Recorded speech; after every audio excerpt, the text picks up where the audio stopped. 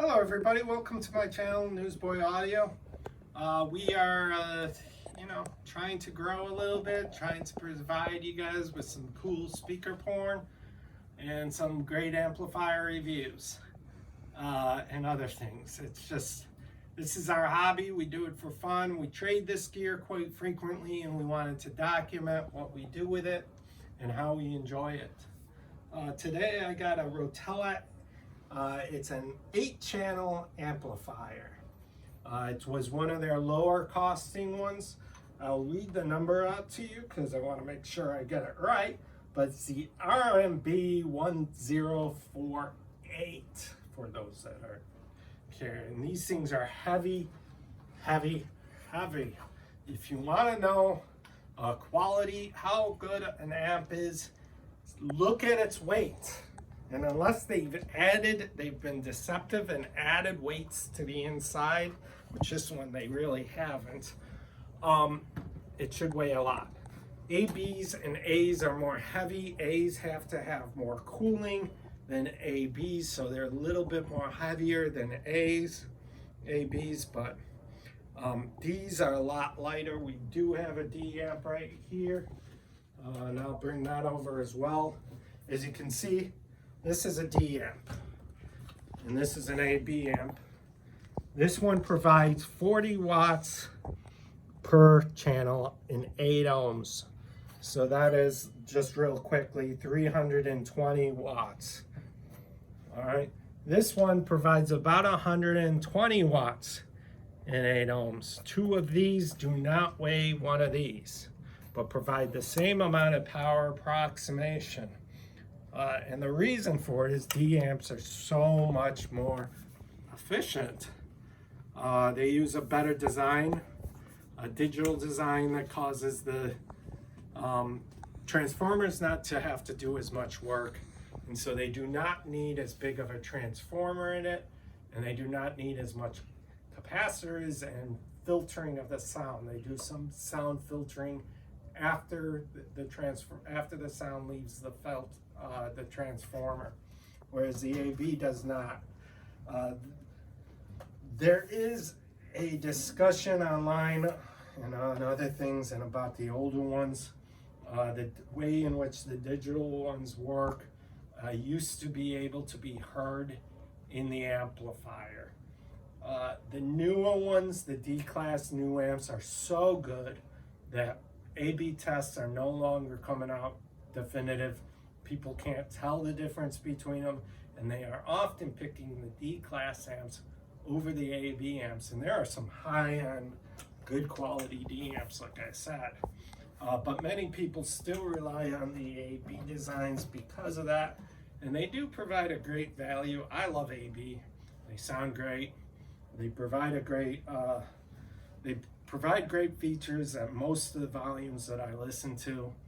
And though they're not as powerful, they don't have the harmonic distortion as the D amps do typically. But can I tell the difference between the two? I don't know. It would be pretty tough. There is a difference in sound, but which one do I prefer? I don't know. This one, however, when it does produce a very good sound, I've listened to really, really good amps, much more powerful amps, Monoprice 7, these 2 amps behind me and other things like that. All very, very, very good amps. And I am a tube guy, so I generally don't play with solid state. I do look at weight though when I am picking an amp, and this has a great weight. The reason why weight is a monitor of quality on these amps is because of this big boy right here.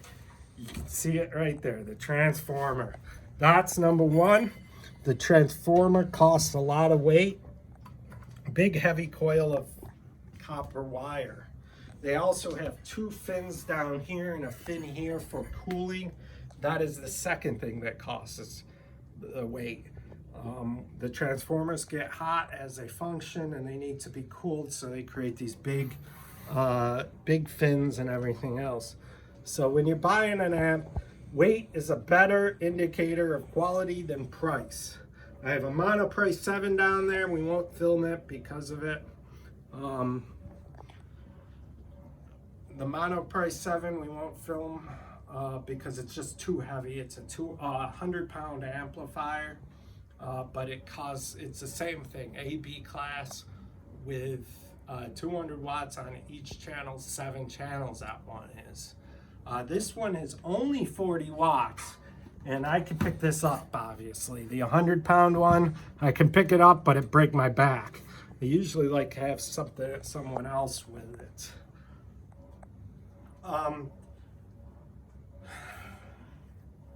Let's talk about sound quality. My experience with the Rotel on the sound quality is that they're amazing. Very clear, very crisp. I'm powering $3,000 speakers, $5,000 speakers off an amplifier that costs only a couple $100 on the used market, about $400 on the used market. And they sound great, amazing. It's amazing what you can buy, especially from this company, Rotella. The power, however, is the only thing that is a little bit of a concern on these. You can bridge these amplifiers, but they only provide about 80 watts bridged per channel.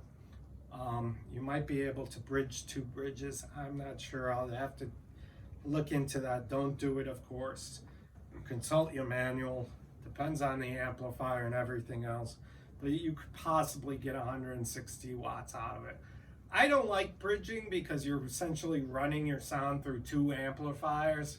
And to me, that sounds like it might cause some distortion, additional distortion. You know, I would prefer to run it off of 1. But if you really think about this, this makes sense. If you are filtering out your high-end audio through an AV receiver, you are then cutting out the bass levels and sending it to your subwoofer. And you could take your subwoofers and you can power them with nice D-class amps that don't hear the clipping, since they're much lower frequency. Any of the weaknesses of the D-class amps disappear, and the quality of the D-class amps goes through the roof. So most subs have D-class amps for this reason, and we have separate subwoofers, and the subs are eating all your power anyways. They're hungry, they need big, huge, giant waves, and they have to move a lot of air. So when you're pushing all your power to your subs, you don't need much for the trebles, and you don't need much for the mid-range. 40 and 50 watts will cause hearing damage. At 1 watt on most speakers, you're at around 90 dB. At a couple watts, you're already creating hearing damage. That means you're not even near that 40 watts level, and you already need earplugs to prevent yourself from going deaf if you continue to listen to it. So most people do not need the huge amounts of wattage that they get. Does that mean that we shouldn't be, you know, big and like big giant amps? I don't know. I like big giant amps. I like to know that I can make the neighbors scream my name in the middle of the night. But my neighbors don't like that. Neither do the cops. So turn down the volume a little bit. Enjoy your lower volume and enjoy these lower amps. I may end up selling my 7 amp for this one because I really just don't need the 200 watts per channel. It's nice to have it, especially with a big bass driver some of these have. But if I throw a couple of subwoofers in there, I could get away with this cheaper amp, and I would have just as much of a great time, great experience, and hit all the volume levels that I need. So again, I don't think you really need a much bigger amp than these. Rotel does not make these amps anymore in these sizes, 40 watts and 50 watts. I think their lowest one is now 80 watts. So, you know, even at 80 watts, that's a lot of wattage. And you may want to, you know, really just consider getting a sub and doing the small, you know, power your actual surround sound system with this. I got this, and this thing is fantastic. I mean, there is not even dust inside of it. So The quality that I see on this is near new, even though it's an 8-year-old amplifier.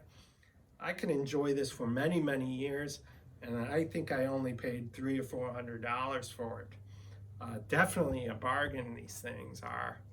And, you know, if you're not afraid of a little bit of age on your stereo equipment, you got many years to enjoy it. The capacitor lifestyles are generally rated at 15 years, or guaranteed for 15 years. They're the first ones to go wrong. I don't see them fail until well after 20 years. So a 10-year amp will give you 10 years of good, reliable performance before you have to take the top off and look at through the amps. And then you could just look for obvious signs of damage to the capacitors and replace the ones that are broken. You know, anybody can pick up a soldering iron. Just make sure you don't electrocute yourself. Unplug this for a couple days before you work on it. Don't touch anything live. You can kill yourself, of course. And usual warranty, I can't guarantee your safety if you take off the top of it. So do it only at your own risk, and only when you know you're not going to electrocute yourself.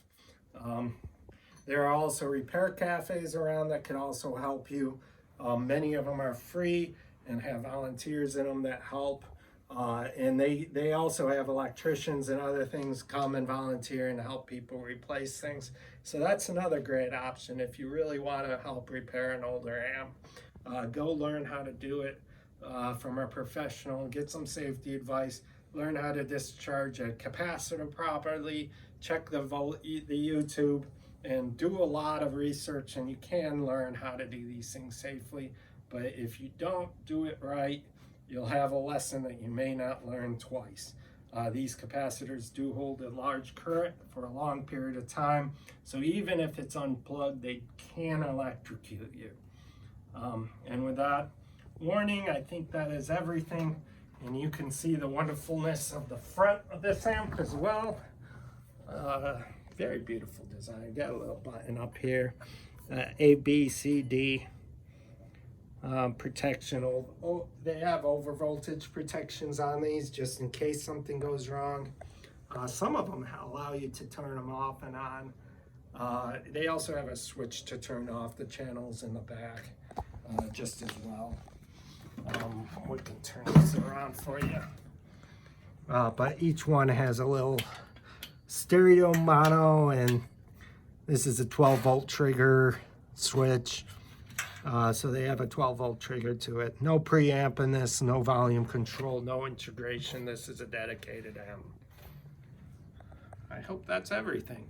Anyways, like always, like and subscribe my channel. I'll come out with more of these reviews, more of this gear, and start filming all of this, coming out with videos and showing it off. All right, thank you.